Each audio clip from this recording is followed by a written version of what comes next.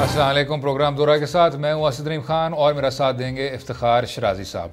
आज बात करेंगे कोविड-19 की जो तीसरी लहर है जो पाकिस्तान में शिद्दत से फैल रही है, उसकी रोशनी में वज़ीर आज़म इमरान खान साहब, NCOC, मुख्तलिफ रियासत के नुमाइंदों ने ना सिर्फ मज़ीद पाबंदियाँ आयद की हैं, लेकिन साथ में इस बात पर बहुत ज़्यादा ज़ोर डाला है कि इनफरादी तौर पर एहतियाती तदाबीर पर अमल दरामद करना उसकी अशहद ज़रूरत है और सिर्फ इनफरादी ज़िम्मेदारियाँ पूरी करने पर मजमूई तहफ़्फ़ुज़ हो सकती है। साथ में पाबंदियों में ना सिर्फ दफातर पर पाबंदियाँ लगाई गई हैं, लेकिन ये भी इसका भी प्लेज किया गया है कि अफ़वाज पाकिस्तान अब पुलिस की और रियासत पाकिस्तान की वफाकी हुकूमत और सूबाई हुकूमत की मुआवनत करेगी कोविड-19 के ख़िलाफ़ जदोजहद में।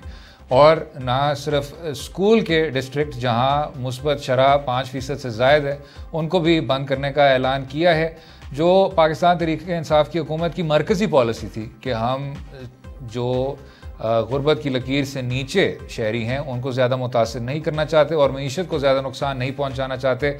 उस पर फ़िलहाल अमल दरामद किया जा रहा है।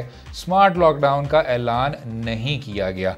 इस सब पर बात करने के लिए हमारे साथ हैं हसन अरूज साहब, DG हेल्थ इस्लामाबाद। हमने पिछले प्रोग्राम पर जब उनसे बात की तो बहुत कुछ सीखने को मिला और बहुत अच्छी और तामीरी डिस्कशन थी। और तब उनके साथ डॉक्टर जावेद अकरम साहब भी थे, VC university of health sciences Lahore, जो कि हमें कुछ देर में ज्वाइन करेंगे।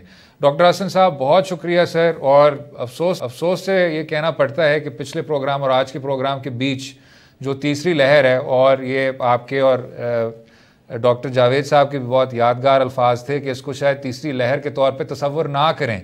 ये एक सर्ज है जिसको फ़िलहाल काबू नहीं कर पाए, उसको उस तरह देखना चाहिए ताकि पूरी तौर पर विजिलेंट रह सकें। जो अब सूरत हाल है डॉक्टर साहब, आपको फ़िलहाल हस्पतालों की कैपेसिटी को सामने रखते हुए किस तरह नज़र आता है, और क्या मज़ीद कुछ करना चाहिए कि सूबाई सतह पे भी, वफाकी सतह पे भी हमारी हेल्थ कैपेसिटी इस तरह के स्ट्रेन को आने वाले दिनों में, हफ्तों में ले सके? जी, सबसे पहले तो असद साहब, शिराजी साहब और तमाम नाजरीन को मेरा सलाम पहुंचे। बहुत बहुत शुक्रिया दोबारा लेने का। जिस तरह मैंने अर्ज किया था कि मेरा कॉन्सेप्ट इसमें हमेशा ये रहा है कि लहर उसको हमेशा वो चीज होती है जो जीरो से ऊपर आती है। हम तो कभी जीरो पे गए नहीं। ऑस्ट्रेलिया और न्यूजीलैंड पे जीरो पे जा सकते हैं और वहां वो कह सकते हैं एक नई लहर उभरी है। इसका एक प्रैक्टिकल फायदा है इस बात को, कॉन्सेप्ट को समझने का, कि अगर हम अपने आप को जीरो पे ना समझें तो हम कम से कम रिलैक्स नहीं होंगे। ना गवर्नमेंट, ना स्टेक होल्डर्स, ना बिजनेसमैन, और खास तौर पे जो एडमिनिस्ट्रेटिव इदारे हैं। अब मैं आपकी सवाल की तरफ आता हूं। देखिए, जो अस्पतालों की कैपेसिटी है वो पूरी दुनिया में लिमिटेड है, और लाइकवाइज पाकिस्तान में भी हम एक डेवलपिंग कंट्री हैं, हमारी भी उसी तरीके से खासी लिमिटेड है। लेकिन चूंकि हम एक कोरोना का एक दो फेजेस गुजार चुके हैं, चुनांचे हम इस ट्रायल से गुजर चुके हैं, तो हमें बेहतर प्रिपेयर्ड होना चाहिए असूली तौर पे इस बार। अब जो लहर है या फेज है, ये डिपेंड करता है पॉजिटिविटी रेट कितना है। इस वक्त अगर गौर करें तो मेरा जो पिछला प्रोग्राम था आपके साथ, उस वक्त तकरीबन पॉजिटिविटी रेट था 8.5%। अब पॉजिटिविटी रेट जो कल के दिन था वो 13.1% है। अब आप गौर कीजिए कि 5-6% का फर्क पड़ा है, जो एक बहुत ही सब्सटेंशियल फीसद है। तो जितना पॉजिटिविटी रेट बढ़ेगा उतने ही मरीजों की तादाद बढ़ेगी, उतने ही हॉस्पिटल्स पे समझें कि उसी परसेंटेज के हिसाब से लोड भी बढ़ेगा। आप ये समझिए कि एक हफ्ते में हॉस्पिटल्स पे तकरीबन दोगुना हो गया है लोड, क्योंकि ये जो नया स्ट्रेन है, ये वेरिएंट है जो यूके से है, जिसको B117 कहा जा रहा है, जिसकी हिंदुस्तान में जेनेटिक सीक्वेंसिंग भी थोड़ी बहुत हुई है, हमारे यहाँ भी वो होनी बाकी है। ये इसकी जो एक खास खसूसियत है, ये बहुत तेजी से फैलता है। जब ये तेजी से फैलता है तो लोग ज्यादा सीरियसनेस की तरफ भी जाते हैं, और लोग जब सीरियसनेस की तरफ जाते हैं तो उन्हें हॉस्पिटल्स की, बेड्स की, ऑक्सीजन की जरूरत पड़ती है। तो हॉस्पिटल की कैपेसिटी के लिहाज से अगर आप मुझसे पूछें तो अभी हमारे पास तकरीबन कोई इस्लामाबाद में 850 बेड्स अवेलेबल थे, जिसमें से 540 ऑक्युपाइड हो चुके थे और 300 के करीब अभी वेकेंट हमारे पास थे। लेकिन ये जो सारी की सारी मालूमात है, इसमें 10-10% इजाफा हो चुका है कल से लेके आज तक, 10 से 15%। इसी तरह वेंटिलेटर्स तकरीबन 120 के करीब। जी फरमाइए। जी, लेकिन डॉक्टर साहब बिल्कुल आपने ये दुरुस्त कहा कि पाकिस्तान एक डेवलपिंग कंट्री है और यहाँ पे जो हेल्थ का इंफ्रास्ट्रक्चर है वो इतना ज़्यादा बेहतर नहीं है। लेकिन हमने जो पिछले अरसे में देखा और सुना कि हुकूमत यहाँ तक भी क्लेम कर रही थी कि शायद अपने मकामी सतह पे भी वेंटिलेटर्स अब बनाना शुरू करने की एक सलाहियत हासिल कर ली है, या कम से कम ये कहा जा रहा था कि हम बड़ी तादाद में मंगवा रहे हैं। इस वक्त तो सूरत हाल डॉक्टर साहब ये है कि 540 से 560 मरीज वेंटिलेटर पे पूरे पाकिस्तान में गए और हुकूमत ने हाथ खड़े कर दिए। तो हम कह रहे हैं कि जो एग्जिस्टिंग हमारा इंफ्रास्ट्रक्चर है उसके अंदर बेहतरी को लाई गई है। आप तो क्योंकि हेल्थ से वाबस्ते हैं और बराह रास्त चीज़ों को देख रहे हैं, तो हम ये समझें कि हुकूमत ने पिछले 1 साल के अंदर जो मौजूदा निज़ाम है उसको बेहतर करने के लिए कुछ किया है। जी, अगर आप गौर कीजिए कि हुकूमत जो पहला फेज आया है कोरोना का जून जुलाई 2020 में जो पीक पे पहुंचे, उसके मुकाबले में डेफिनेटली हमारे पास वेंटिलेटर्स भी ज्यादा हैं, हमारे पास बेड्स की तादाद भी जो एलोकेटेड है कोरोना के लिए वो भी ज्यादा है। लोगों को प्रोटोकॉल्स का भी पता है कि एक मरीज जो आता है तो 1 2 3 4 क्या इन्वेस्टिगेशंस और क्या दवाइयों की जरूरत है। जहां तक देखें ताल्लुक है हुकूमत ने और बेहतरी लाने की कोशिश की है या नहीं, इसका जवाब आपको बेहतर फेडरल गवर्नमेंट दे सकेगी। लेकिन मैं एज एन एनालिस्ट ये आपको कहना चाहूंगा कि हमारी जो ये इतनी तेजी से फैलता है कि इसमें हुकूमत जो है जितना कर ले उतना कम है। तो हमें प्रिपेयर्डनेस की तरफ मैक्सिमम जाना चाहिए, चाहे वो ऑक्सीजन हो, चाहे वेंटिलेटर्स हो, चाहे बेड्स हो। पाकिस्तान ने लोकल वेंटिलेटर जरूर बनाए हैं और बना के बांटे भी हैं। लेकिन मेरा एक सवाल है, मेरा सवाल ये है कि हम वेंटिलेटर तक लाने की नौबत क्यों लाएं? लोग और अवाम और हुकूमत इसको एट कम्युनिटी लेवल इसको रोकने की कोशिश क्यों नहीं करते? हम सब के सब इस बात पे तवज्जो क्यों देते हैं कि हमें वेंटिलेटर की जरूरत पड़ेगी, हमें ऑक्सीजन की जरूरत पड़ेगी? आप हिंदुस्तान का हाल देख रहे हैं कि हॉस्पिटल्स में क्या हाल है। हिंदुस्तान वो मुल्क है जो दुनिया की सबसे ज्यादा वैक्सीन बनाने वाला मुल्क है, वहां वेंटिलेटर्स भी बनते हैं, ऑक्सीजन के प्लांट्स भी बेतहाशा एडवांस स्टेज में मौजूद हैं, लेकिन उनका हाल आप देख रहे हैं। उसकी वजह ये हुई है कि वहां वो जो बैसाखी का मेला है, होली है, दिवाली है, कंबे का मेला है, उसमें लाखों लोग आपस में मिले हैं। और आप अगर गौर कीजिए कि उस इवेंट के बाद ही उनके ये 7000 डेथ्स हुई हैं पिछले 3 दिन में और 2.5 लाख लोग पॉजिटिव हुए हैं। ये इसका फकत जो हेल्थ केयर सिस्टम का के ताल्लुक है वो आपकी प्रिवेंशन से है।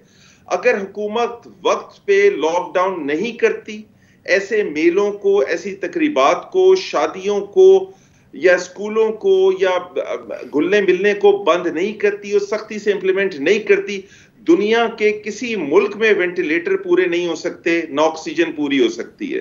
तो मेरी इल्तिजा ये है डॉक्टर साहब, वो आपकी बात बिल्कुल ठीक है सर कि आप उस नौबत तक पहुंच क्यों पाते हैं, लेकिन जो फिलहाल सूरत हाल है एज एन एनालिस्ट जो आपने देखा मर्दान में, गुजरांवाला में, मुल्तान में खुसूसी तौर पे जो वेंटिलेटर्स की ऑक्यूपेंसी है, वेंटिलेटर्स की सप्लाई की निस्बत अब सिचुएशन काफ़ी क्रिटिकल होती जा रही है। इन द शॉर्ट टर्म क्या किया जा सकता है सर? ये आपकी बात बिल्कुल दुरुस्त है, इत्तेफाक करते हैं उससे। जी, फर्स्ट स्टेप तो मैं समझता हूं कि हमें इंतजार किए बगैर एक बहुत सख्त लॉकडाउन की तरफ जाना चाहिए, नंबर 1। नंबर 2, हमें एडमिनिस्ट्रेटिव मेजर्स बहुत स्ट्रिक्ट करने चाहिए। नंबर 3, हमें वो तमाम एरियाज जिनमें हॉस्पिटलाइज पेशेंट्स की तादाद बढ़ रही है, हमारा इंटर प्रोविंशियल और इंट्रा डिस्ट्रिक्ट कोऑर्डिनेशन इतनी ज्यादा होनी चाहिए कि उन इलाकों से हम वेंटिलेटर्स और ऑक्सीजन और बेड्स इमीडिएटली हम उन हॉस्पिटल्स की कैपेसिटी बढ़ाने के लिए ले जाएं, जिस तरह गुजरांवाला, फैसलाबाद या लाहौर में सिचुएशन है, लाहौर में फिर भी उनकी बेटर प्रिवेंशन, बेटर प्रिपेयर्डनेस है, लेकिन बाकी पंजाब में जो सूरत हाल है वो बिल्कुल आपने सही फरमाया। तो इसमें इंटर प्रोविंशियल और जैसा सिंध में इस वक्त अभी कंट्रोल्ड है, तो हमें सिंध से ऑक्सीजन की सप्लाई हमें इमीडिएटली पंजाब और केपीके की तरफ शिफ्ट करनी चाहिए। ये जो कोऑर्डिनेशन है ये बड़ी अहम है इस वक्त हॉस्पिटल लेवल पे भी, और मेरी तो वही बात है कि इस वक्त हमें इंतजार किए बगैर लॉकडाउन की तरफ जाना चाहिए। ठीक, साथ में डॉक्टर साहब ये एक और जो इशू है आपके शऊर का, अवेयरनेस कैंपेन्स का, वो भी अपनी तरफ उस पर मैं बाद में आना चाहूँगा, लेकिन वैक्सीन्स के हवाले से सर, जो लोग वैक्सीनेट हो रहे हैं, क्या आप उनके मुतालिक कहेंगे उनको एंटीबॉडीज़ के लिए टेस्टिंग करनी चाहिए 3 हफ्ते बाद, और क्या उसके साथ साथ टेस्टिंग फैसिलिटीज़ में भी हम कोई इम्प्रूवमेंट्स कर रहे हैं, उस पर कोई तवज्जो दे रहे हैं? जी, मैं समझ रहा हूँ असद साहब आपके 2 सवाल हैं। टेस्टिंग फैसिलिटी से आप मुराद ले रही हैं कि कोरोना पॉजिटिव या नेगेटिव की टेस्टिंग फैसिलिटी, या आप एंटीबॉडी टेस्टिंग की फैसिलिटी? ये कोरोना वायरस की सर। जी, कोरोना वायरस की टेस्टिंग फैसिलिटी इस वक्त कम से कम हमें 2 से 3 गुना करनी चाहिए। देखें, जब तक हमें ग्राउंड पे सिचुएशन नहीं मालूम होगी कि इस वक्त लोग कितने पॉजिटिव हैं, हम किस तरह लाए अमल बना पाएंगे, इस वास्ते हमारी टेस्टिंग कैपेसिटी जो है बाज़ शहरों में मुनासिब है, लेकिन बाज़ शहरों में बहुत कम है। हमें उनकी कैपेसिटी इक्विटी की बुनियाद पे, बराबरी की बुनियाद पे तमाम शहरों में रेस करनी चाहिए, और कम से कम दुगनी या तिगनी करनी चाहिए, ताकि हमें सिचुएशन का मालूम हो सके कि कितने लोग पॉजिटिव हकीकत में हैं। वरना कम टेस्ट करके तो हम इसका खाम ख्याली में रहेंगे कि हमारे लोग कम हैं और हम उधर ना कोई एक्शन ले सकेंगे, और ना सोशल डिस्टेंसिंग या एजुकेशन या अवेयरनेस पे या एडमिनिस्ट्रेटिव मेजर्स पे कंसंट्रेट कर सकेंगे।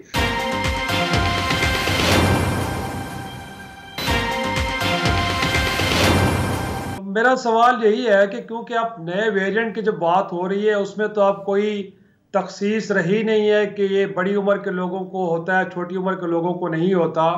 और अभी तक डॉक्टर साहब यहाँ पे डिबेट ये चल रही है कि स्कूल खुले रहे या स्कूल बंद कर दिए जाए, तो अब तो बच्चे भी इसका शिकार हो रहे हैं और बच्चों की अमवात भी हो रही हैं। तो आपको लगता नहीं है कि हुकूमत इस मामले में भी ज़रा एक क्लैरिटी दे और लोगों को इस बात पे भी समझाए कि अब तो एज ग्रुप को ख़ास नहीं रहा, अब तो पूरी के पूरे 22 करोड़ लोग इसके निशाने पे हैं, तो वो चीज़ लगता नहीं है कि मिसिंग है? और ये सवाल अगर हम ये डॉक्टर जावेद साहब को पुट कर लें। जी डॉक्टर जावेद अकरम साहब। जी बहुत शुक्रिया जी। देखें, हमें ये पता है कि ये जो वायरस है ये अपनी साख्त बदल रही है, इसमें बहुत सारी वेरिएशंस भी आ रही हैं, क्योंकि ये रैपिडली डिवाइडिंग आरएनए वायरस से ये एक्सपेक्टेड है, और साथ इसमें म्यूटेशंस भी आ रही हैं। और अभी जो लेटेस्ट डबल म्यूटेंट स्ट्रेन आया है भारत से, अभी अल्हम्दुलिल्लाह वो पाकिस्तान में तो उसका एविडेंस नहीं है, लेकिन ज़्यादा एविडेंस हमारे पास है B117 का, जो यूके का वेरिएंट है, और जो जिसमें एक सारे 17 वेरिएशंस हैं उसके आरएनए में। और इसी तरह जो साउथ अफ्रीकन स्ट्रेन है जो 4501Y है, और इनकी वजह से ये वायरस में बहुत सारी तब्दीलियाँ आई, और ज़्यादातर तब्दीलियाँ स्पाइक प्रोटीन्स में आई। स्पाइक प्रोटीन्स वो हैं जिसकी वजह से वायरस जब हम सांस के ज़रिए लेते हैं बॉडी में, हमारे सांस में लंग्स में एंटर होती है, तो बॉडी के अंदर जो एंटर होती है वो ACE2 रिसेप्टर जो फेफड़ों में है उनके ज़रिए होती है। क्योंकि बच्चों में ये रिसेप्टर्स एक तो कम होते हैं, और दूसरा ये इमैच्योर रिसेप्टर्स थे, और पहली जो इसकी अनम्यूटेटेड फॉर्म थी वो उनको बहुत मुश्किल से अटैच हो पाती थी। लेकिन अब अनफॉर्चुनेटली ये इमैच्योर ACE2 रिसेप्टर्स को भी अटैच हो पाती है, और बच्चों में ना कि सिर्फ ये बीमारी क्रिएट कर रही है बल्कि काफ़ी बच्चों की हलाकत भी हो चुकी है। और हलाकत उनकी 2 वजह से होती है। एक तो जैसे बड़ों में है, फेफड़ों को अटैक करती है और उनके नमोनियाज कर देती है, और फेफड़े की अहलियत जो oxygen transfer air to blood करनी है वो खो देते हैं, और दूसरा बच्चों की कोएगुलेशन हो जाती है। लेकिन बच्चों में एक बहुत पुरस्रार सी बीमारी भी इसकी वजह से आ रही है, जिसको हम कावासाकी डिजीज़ कहते हैं, और वो बच्चे ठीक हो जाते हैं और उसके 4 से 6 हफ्ते बाद आती है जो इम्यून मीडिएटेड है, जो एंटीबॉडीज़ बच्चे बनाते हैं, वो क्रॉस रिएक्ट करते हैं उनके हार्ट की नालियों में और हार्ट के फंक्शनिंग में इम्पेयरमेंट आती है, और वो एक बहुत ही ड्रेडेड कॉम्प्लिकेशन है बच्चों में। तो ऑब्वियसली हमें पहले भी बच्चों में एहतियात करनी चाहिए थी, और अब उसको भी देखें। ये सारी जो हम वायरसेस की बात कर रहे हैं, म्यूटेशन वगैरह की, इसको तो रोकना किसी इंसान के बस में नहीं है, अल्लाह ताला ही रोक सकते हैं, सिर्फ दुआ की जा सकती है। लेकिन क्योंकि वायरस के लगने के चांसेस आपके डबल से ज़्यादा हो गए हैं, तो इसका मतलब ये होना चाहिए, ट्रांसलेट इसको ऐसे होना चाहिए कि बच्चे या बड़ों को अपनी एहतियाती तदाबीर जो हम पहले ही बहुत कम कर रहे थे उसको कई गुना बढ़ा देना चाहिए। लेकिन ऐसा नहीं हो पा रहा, इसलिए जाहिर है कि इसकी जो नंबर ऑफ़ केसेस भी बढ़ रहे हैं और मोर्टेलिटी भी बढ़ रही है इसी वजह से। तो मेरा ख़्याल है कि इट्स हाई टाइम कि हमें एक बहुत ही सिंसियर एफर्ट करनी चाहिए इसकी ट्रांसमिशन को रोकने की, चाहे वो लॉकडाउन की फॉर्म में करें या हम माइंडसेट लोगों का चेंज कर सकें, जो अभी तक हम बिल्कुल नाकाम रहे हैं बशमूल मीडिया के और डॉक्टर्स के। जितना भी हमने कहा है वो it is falling on the deaf ears, और मेरा ख्याल है कि अभी भी लोग अपनी ख्वाहिशात की कुर्बानी देने के लिए तैयार नहीं है, चाहे जानों की कुर्बानी देनी पड़े उस पर वो दरेक नहीं कर रहे। अच्छा डॉक्टर हसन साहब, आपने अभी डॉक्टर जावेद साहब की भी बात सुनी। दो सवाल सर। पहला तो ये कि जिन डिस्ट्रिक्ट्स में ये मुस्बत शरह ज़्यादा है, पॉजिटिविटी रेट ज़्यादा है बाकी डिस्ट्रिक्ट्स की निस्बत, ऐसा क्यों है? क्या उधर इंटर डिस्ट्रिक्ट जो कनेक्टिविटी है या रसाई है वो ज़्यादा है? क्या कुछ पॉपुलेशंस हैं जिनमें ज़्यादा है? और आपका क्योंकि ताल्लुक इस्लामाबाद से है, क्या इस्लामाबाद में जो केसेस हैं वो प्लेटो कर रहे हैं? आप क्या राय रखते हैं सर? और साथ में अगर, और ये मैं ज़रा डॉक्टर जावेद साहब पे भी उनसे भी ये सवाल करूँगा, जो हिंदुस्तान में सूरत हाल है, पाकिस्तान अभी वो कौन से इकदाम ले सकता है कि ऐसी सिचुएशन हर हाल में उससे हमें निजात मिले? जी डॉक्टर हसन साहब। जी शुक्रिया जावेद साहब, अस्सलाम वालेकुम। मैं थोड़ा सा डॉक्टर जावेद साहब की बात को आगे भी बढ़ाऊंगा। शायद आगे आपने सवाल करना हो, आपने पब्लिक कम्युनिकेशन और थोड़ा सा पूछा था अवेयरनेस के बारे में। अगर ये आगे के लिए हिस्सा है तो मैं बाद में जवाब दे दूंगा। पहले मैं आपको इस सवाल का जवाब देता हूँ कि आपने पूछा है। देखिए, हर शहर की अपनी डायनेमिक्स है, हर शहर की अपनी कैपेसिटी है, डिस्ट्रिक्ट गवर्नमेंट की भी, हॉस्पिटल की भी। आप इस्लामाबाद को लाहौर से कंपेयर नहीं कर सकते, लाहौर को टोबा टेक सिंह से नहीं कर सकते, किला सैफुल्ला को आप फैसलाबाद से नहीं कर सकते। इसी वजह से जो टेस्ट की तादाद है, मैंने जिस तरह आपको पहले बताया, ये बेंचमार्क है। अगर हम कुछ शहरों में टेस्ट बहुत ज्यादा कर रहे हैं, दूसरे शहरों में नहीं कर रहे, तो ये ट्रू पिक्चर नहीं आएगी हमारे लिए। इस वास्ते ये जरूरी है कि हम एनसीओसी में बैठकर एक यूनिफॉर्मिटी की बुनियाद पे तमाम हाई रिस्क डिस्ट्रिक्ट्स को और हाई रिस्क जहां इंटर कम्युनिकेशन बहुत, पाकिस्तान में ट्रैवलिंग बेतहाशा है, एक शहर से दूसरे शहर, रूरल से अर्बन, अर्बन से रूरल। मेरा ज़ाती ख्याल ये है कि कोई भी हिस्सा बाकी नहीं रहेगा। लेकिन अगर हम टेस्ट कुछ शहरों में कम कर रहे हैं तो हमें सही सूरत हाल ही नहीं मालूम होगी उन शहरों की, और खुदा ना करे ये फिर एक तूफान की तरह आ सकता है कि जनाब यहां भी बढ़ गया, उस शहर में भी बढ़ गया, क्योंकि हमने उधर टेस्ट कम किए थे। तो पहली चीज ये है कि हमको एक स्टैंडर्ड बनाना चाहिए कि जिन शहरों में हम इस ख्याल में बैठे हुए हैं कि हमारे लोगों की पॉजिटिविटी रेट कम है, उधर उसको हम चेक कर लें कम से कम कुछ टेस्टों की तादाद बढ़ा के। नंबर 1। नंबर 2, आपने कोऑर्डिनेशन की बात की। डेफिनेटली हमें एक बहुत मजबूत कोऑर्डिनेशन की जरूरत है। ये एक जंग है, दिस इज अब एक तरह की थर्ड वर्ल्ड वॉर है ये, जो पूरी दुनिया में फैली हुई है। ये इस तरह की वॉर है जो वायरस के अगेंस्ट है, ठीक है, मुल्कों के एक दूसरे के अगेंस्ट नहीं है। इसमें कोऑर्डिनेशन, एडमिनिस्ट्रेटिव जो मशीनरी है उसका काम ही यही कि वो कोऑर्डिनेशन ज्यादा रखे शहरों में और डिस्ट्रिक्ट्स में, और सिर्फ एक एनसीओसी के बैठकर सारे कैपिटल्स को ऑनलाइन लेके काम नहीं चलेगा। इस तरह हर सूबे को बैठकर अपना लेना पड़ेगा और हर डिस्ट्रिक्ट को अपने अपनी कोऑर्डिनेशन बढ़ानी पड़ेगी, तभी मसाइल हल होंगे।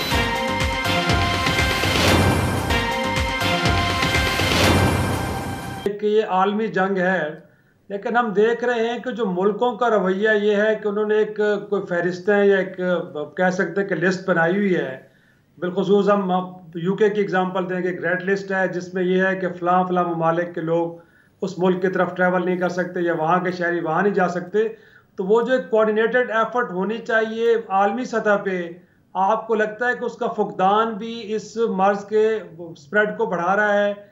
और फिर पाकिस्तान के हम एक एग्जांपल ले सर, फिर अगेन रमज़ान के बाद ईद आ रही है और आपको मालूम है कि अर्बन से रूरल पाकिस्तान की तरफ ट्रैवल लोग करते हैं, तो क्या हम ये खदशा रखें कि देहात जो अभी तक लगता है कि शायद इस वायरस से बचे हुए हैं, अब जब ईद पे ट्रैवलिंग होगी तो कहीं वहाँ पे भी हमें मुस्बत केसों की शरह खौफनाक हद तक बढ़ती हुई नजर आएगी?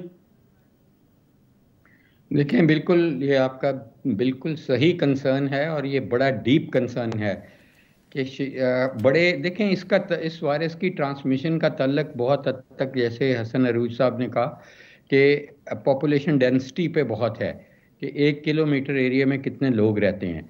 और जहाँ तक हम पॉजिटिविटी रेट की बात कर रहे हैं, देखें जब आपका सैंपल साइज टेस्ट ही आप इतने थोड़े कर रहे हैं तो उसमें पॉजिटिविटी रेट हमें एक ट्रेंड ज़रूर बता देता है, लेकिन एब्सोल्यूट नंबर्स नहीं बता रहा। जो नंबर वैसे भी जो पब्लिक हेल्थ की एक असूल है वो ये है कि अगर एक रिपोर्टेड केसेस है तो उसके कई गुना अनरिपोर्टेड केसेस अच्छे जो सिस्टम्स हैं उनमें भी होते हैं, और पाकिस्तान में भी जाहिर है उससे कई गुना ज़्यादा होंगे। तो इसलिए हम अंडर एस्टिमेट करते हैं केसेस को।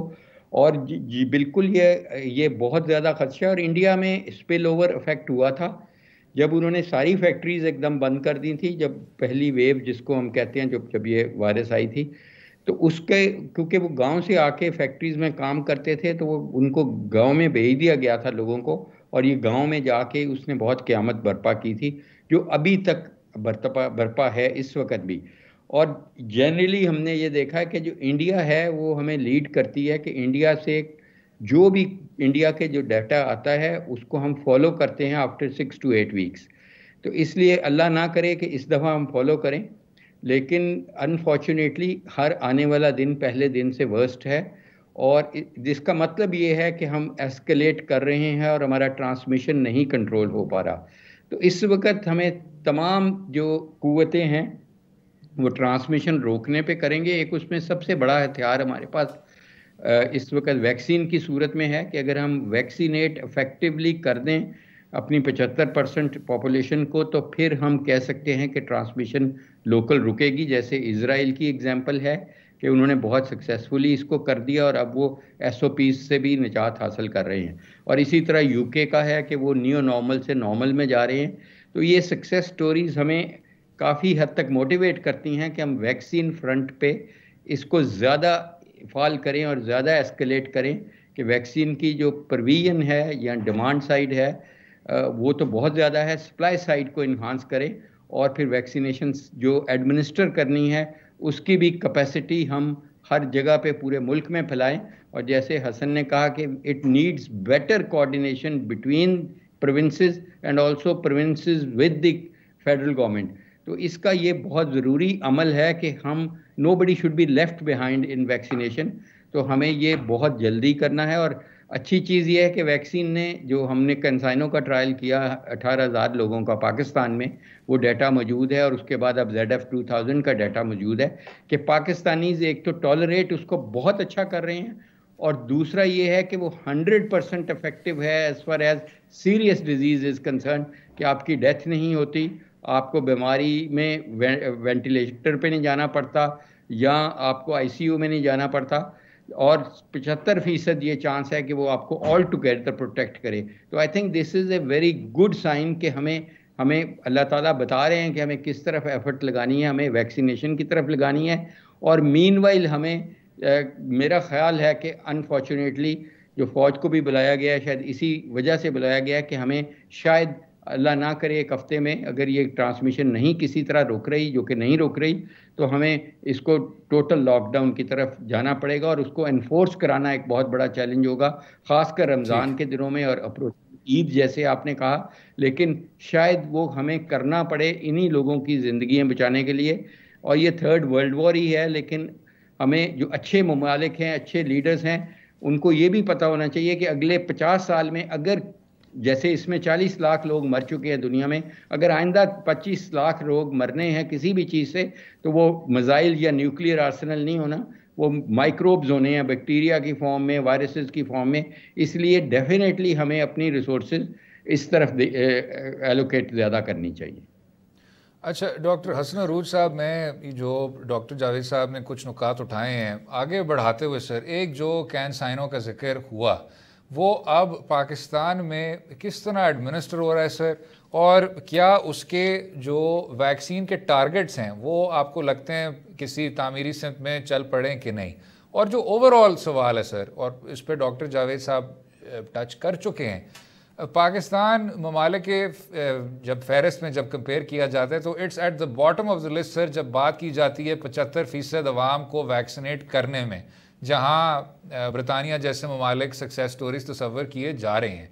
और मुख्तलिफ इशूज़ हैं जिनका आपने ख़ुद भी हवाला दिया, चाहे कैपेसिटी हो, चाहे उसको इन्हांस करने की ज़रूरत हो, चाहे वैक्सीन की सप्लाई हो, तो इसको अब वॉर फुटिंग पे किस तरह किया जाए? सर ये बड़ा सिंपल सी चीज है, ये सप्लाई एंड डिमांड का मसला है। 200 मिलियन से ज्यादा की जो आबादी है उसके लिए 1 या 2 मिलियन यानी लेस देन 1% की वैक्सीनेशन बहुत ही नाकाफी है अभी। तो ये अच्छा, फिर ये है कि चूंकि हम वैक्सीन खुद बनाते नहीं है, ये दूसरा बहुत बड़ा डिलेमा है हमारे इंस्टीट्यूशंस को। अगर हिंदुस्तान वैक्सीन बना के दुनिया का सबसे बड़ा सप्लायर हो सकता है, हमारे हालात मेरे ख्याल में उनकी 1 अरब से ज्यादा की पॉपुलेशन है, आई फील पिटी कि हम क्यों नहीं वैक्सीन बना रहे हैं। नेशनल इंस्टीट्यूट ऑफ हेल्थ का बुनियादी जो मकसद था और ऑब्जेक्टिव था वो वैक्सीन की डेवलपमेंट था, और अब इस वक्त कम से कम हमें एक फिक्र ना होती कि हम दुनिया में कहीं इधर से मांग रहे हैं कहीं उधर से मांग। तो जो वैक्सीन का जो इशू है हम करना चाहते हैं, एनसीयूसी में जो लोग हमारे बैठे हुए हैं सीनियर्स, वो डेफिनेटली वो यही चाहेंगे कि सारी की सारी आवाम वैक्सीनेट हो जाए। लेकिन इशू ये है कि वैक्सीन इस वक्त सप्लाई हमें टुकड़ों में मिल रही है। पहले चाइना ने दी, फिर कैंसाइनो 60,000 आई, फिर दोबारा चाइना से हमारे पास खेप आ रही है। तो ये सारा सिलसिला जो है ये वैक्सीन, तभी आपको ये अंदाजा हुआ होगा कि 70 साल से ऊपर के लोगों के लिए वैक्सीन खोली गई। ये सिर्फ इसका मकसद ये था कि वैक्सीन की क्वांटिटी इनफ नहीं थी, तभी ये बतदरीज खोली गई है।